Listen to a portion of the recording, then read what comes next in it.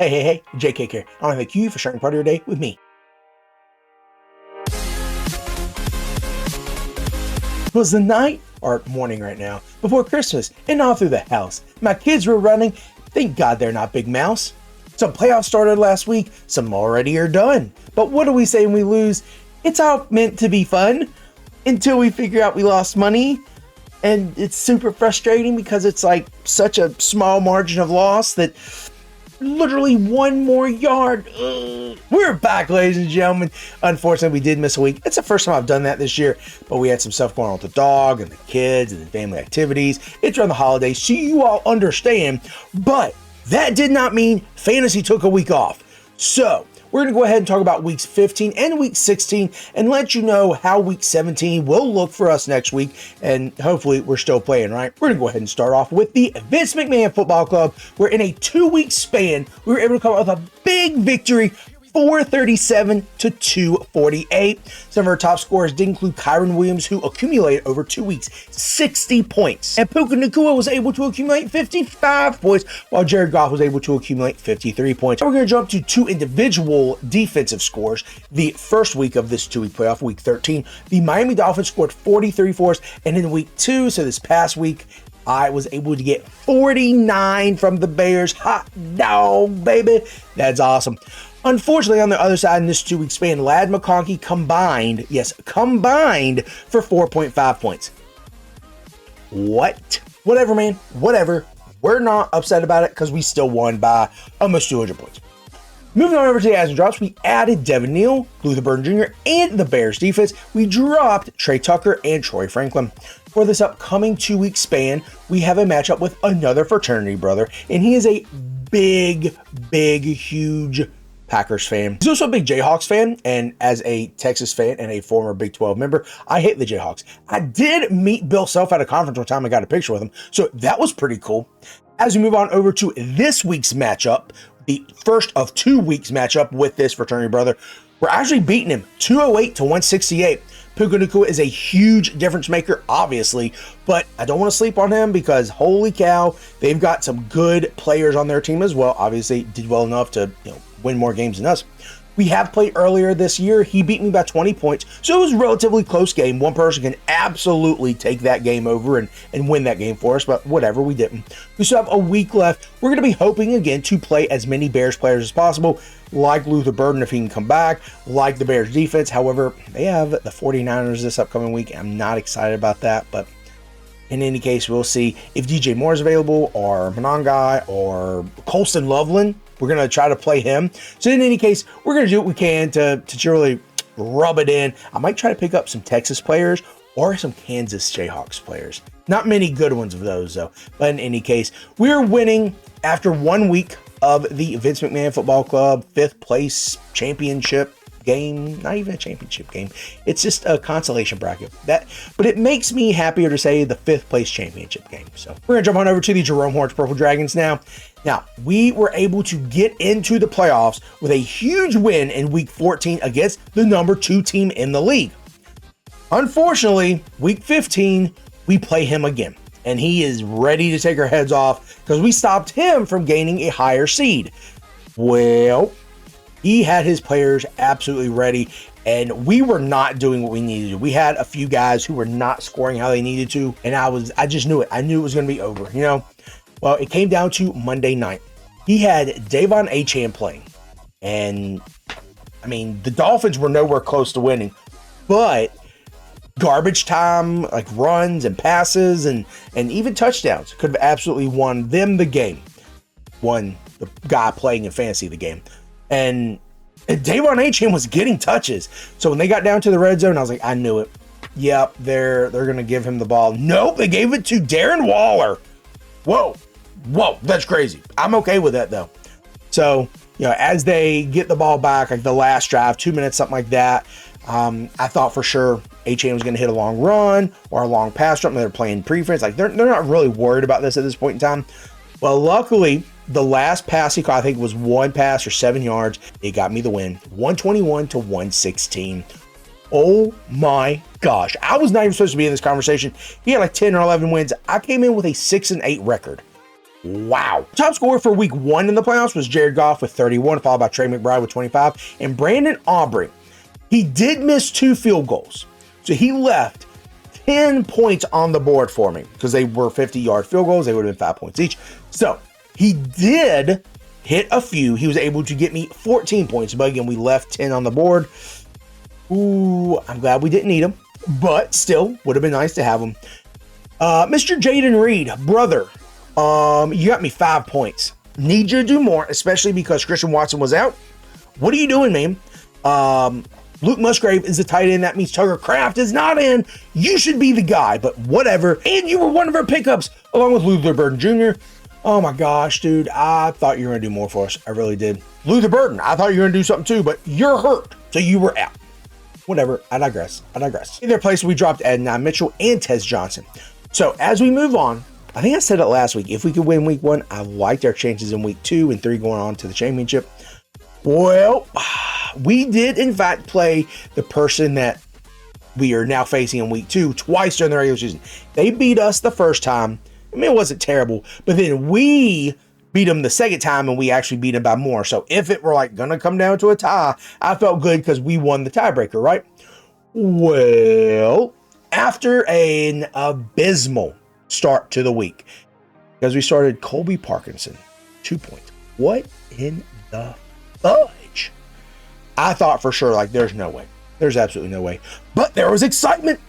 Come Monday, we still had CMC. We have one really good game from CMC, and we are in the driver's seat, babe. We're winning. Well, you know, he had a really good game. But so did George Kittle, who the other guy had. So we lost 107 to 116. Of course, everyone thinks about who they should have or could have played to win. We'll do that in a second because it's heartbreaking. Let's go talk about the guys who did well for us. Jared Goff absolutely went crazy with 32 points. CMC got me 25 points. And then Mr. Henry, King Henry, got us 22. Unfortunately, Jaden Reed, you got me 3 points again. What in the world? The next two guys bothered me the absolute most. Colby Parkinson, brother, you had scored 6 times in the last 5 weeks, and Devontae Adams was going to be out. Who was Stafford going to throw to?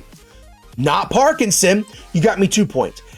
And then, oh, God bless America, Trey McBride, 4 receptions for 27 yards. That is super frustrating.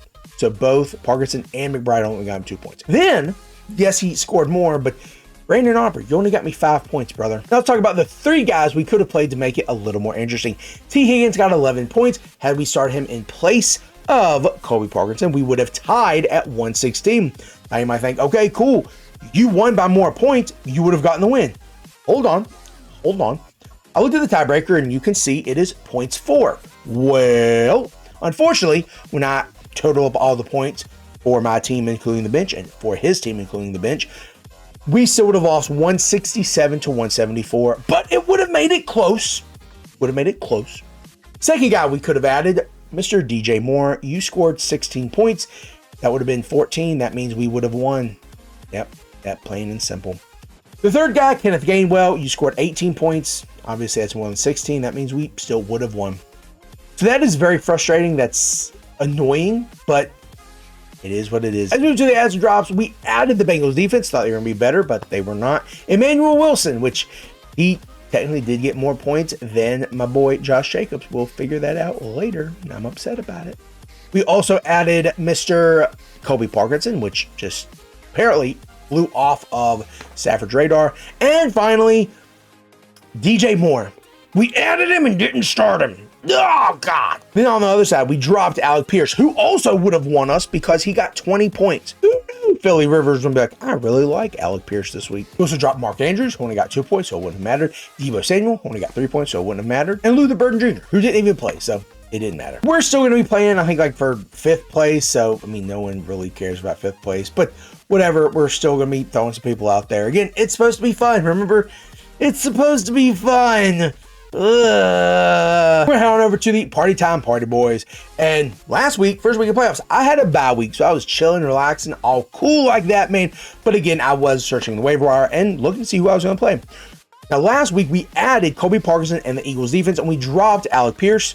that might come back to bite me. And also the Dolphins defense. And now looking ahead to the second week of playoffs, so this past week, we were playing against the guy who we beat the last week of regular season. So he was number 2 in our division. So I'm feeling good. I'm feeling decent. Looking at his team, I wasn't really worried, to be honest with you. When I say I wasn't really worried, it's because his players hadn't been playing well. He was starting players that were not, I feel, as good as mine. So while yes, there was some concern because people can let you down, I was feeling good. Well, apparently his team really needed this, and he needed it more than I did because his players all hit above projection and they had close to, if not career games. They won 168 to 122. Some of his players did include Ashton Genty. Do you see I wasn't worried about him? George Pickens, who had not been present for like 2 or 3 weeks. RJ Harvey, again, had receptions and a touchdown and yards on the ground. Cortland Sutton, against the Jacksonville Jaguars defense, one of the only guys to do real damage, obviously, other than RJ Harvey. He also had Kyle Pitts. Who has been worried about Kyle Pitts up to last week? Nobody. Then he went off, and I'm thinking, there's no way he's doing that again. Well, he did score about a third. Yeah, 15, 16 points. I was like, God bless America, man. I tried to make it close. I did. But then my players were like, I'm tired. I don't want to play. This has been enough. Jared Goff got me 31 points. And that was good. That was good. I appreciate that. Derrick Henry got me 22. So again, I appreciate that. However, you had your team up 11 points and then didn't touch the ball again. You also did fumble, so I didn't like that, but you got me more points, brother. On the other side, Trey McBride, you got me 6 points. 4 receptions, that was 4 points, and then 27 yards. Then Colby Parkinson, 2 receptions, 21 yards, and Josh Jacobs, whatever he did, you both got me 4 points each. Overall, 7 of my 10 players missed projections. Some of them were a little closer. Some of them did not even get close. Like some of them were like a quarter of what they're supposed to get. So cool. Let's move on over to the adds and drops. We added nobody. We dropped nobody. We felt that good about our team. So now we are still going to be in the mix for a 3rd place game. I think I can still get a buy-in back or something like that. But at this point, I'm so frustrated. Not really frustrated. Like there's nothing I could do. I didn't even look at my bench. But frustrated is the point like, come on, man. You guys had the game of their life. The Raiders were supposed to be going against one of the top defenses in the league. The Texans. Come on, guys. And then Dak randomly decided, you know what? George Pickens needs to be more involved. Last week, he got 6 points. This week, he got 32? Bro! And then I will never, ever like Kyle Pitts. Ever. He's been on my team. He's burnt me. He's been against me. He's burnt me. So, Kyle Pitts, I hope you fall into a pit. I hope not, really. Like, I don't want you to get hurt, but fall into a pit. And the last thing we're talking about is the Range Easter Bunny. Now, we did still have 1 regular season game left. You heard me right. Week 15 was a regular season game for fantasy. Don't know why. It's not my league. Not my rules. Anyways, we came out with a big victory, 185 to 128. Amon-Ra St. Brown went crazy with 58 points. Drake May came in far below that with 37, which is also far below what he usually comes in with. And then Jason Myers, the kicker for the Seahawks, got us 30. You almost outpaced our quarterback. Good Lord. On the other side, Pickens only got us 6 points, and Kyle Monangai only got us 3. That's not great, but it was enough to get us a victory and into the playoffs in the 4th spot. Moving on over to the adds and drops, we added Omarion Hampton and added Darren Waller, especially after that big performance on Monday night, which got us the win because Achane didn't get the points. And we dropped Deebo Samuel and Emmanuel Wilson. Moving on over to the first week of playoffs, we're playing my little in the fraternity, so that's nice. Hopefully we'll be able to beat up on him a little bit. We did play him earlier in the year. We lost by 10. It was a close game, but a loss is a loss. Let's keep that in mind. So as we move on into the playoffs and into the first round, again, we're excited. We want to beat up on our little. And it was such a close game. It came down to a tiebreaker. That's right, ladies and gentlemen. With decimal points, it was 160.9 for both of us. So that means literally a yard anywhere would have gotten one of us the win. So I'm going to talk about our top scorers and our not top scorers with decimal points to let you know how close this was. Okay, and then we'll talk about the tiebreaker. So make sure I get it right. Drake May had 76.7 points. Derrick Henry got 24.8 points and had a lost fumble. Let's keep that in mind. are the guys that didn't do well for us. Amon-Ra St. Brown got 9.4 points. DK got 8.2 before he punched somebody. We also had Parkinson with 4.1 points. Denver's defense got 4. And Jason Myers, opposed to the 30 points he got for us last week, got 2. We sat George Kittle and Harold Fannin Jr., who got more than 4.1. Now let's look at what the tiebreaker says. Best regular season record versus opponent. Remember when I said he won, but it was close? Well, it was close, but no cigar. We're not playing horseshoes or hand grenades, so we lost. Oh, God. This is the second time we have had a tie. One in baseball, one now in football, where it cost us a chance to go on. The first one in baseball was in a championship game, so that was absolutely making me lose my mind. This one, more so frustrating because of literally 1 yard anywhere. Anywhere. 1 more yard through the air, 1 more yard on the ground. Maybe not losing a freaking fumble or dropping passes, Parkinson, or it would have been me starting a better tight end and not trying to ride the hot hand. Oh, do you want to point out the adds and drops this week in this league? We added Parkinson, who got us 4.1 points, and Darren Waller, who got us 7. So even Darren Waller wouldn't have let us down. In any case, we're not going to the championship in any leagues this year. That is super unfortunate. We lost in the semis in 2 leagues and lost in the quarters in 1 and then didn't even make it another. So that's unfortunate. Oh my gosh. That's going to do it, ladies and gentlemen. This will be the last fantasy football update for this year, for this football season, because next week we're on vacation. I'm going somewhere else with the family, and we're not going to be able to report. So the next time you see me is probably going to be card opening, or it could very well be in our start off 30 for 30 for baseball, which I'm super excited for. Not too much longer, ladies and gentlemen. Oh, I'm so excited. But I do want to wish you all a Merry Christmas, or if you don't celebrate Christmas, Hanukkah or Kwanzaa or whatever it is you celebrate, but just keep in mind the reason for the season. The Lord Jesus Christ. That happened, okay? So don't question that. Also want to wish you all a very happy new year. Please don't do anything crazy, don't do anything silly, even though I'm the one that started Colby Parkinson in 4 leagues with opportunities to go to the championship game. So maybe you'll take all of my advice, but this one, take it. Don't do anything crazy, okay? But as always, this is JK. And I want to thank you for sharing part of your day with me, as well as part of your year. See you in 26. Here we go.